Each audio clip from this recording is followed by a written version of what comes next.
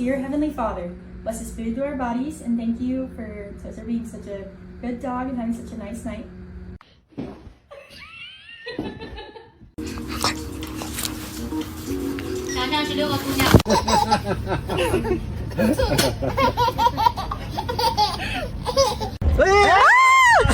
Sit.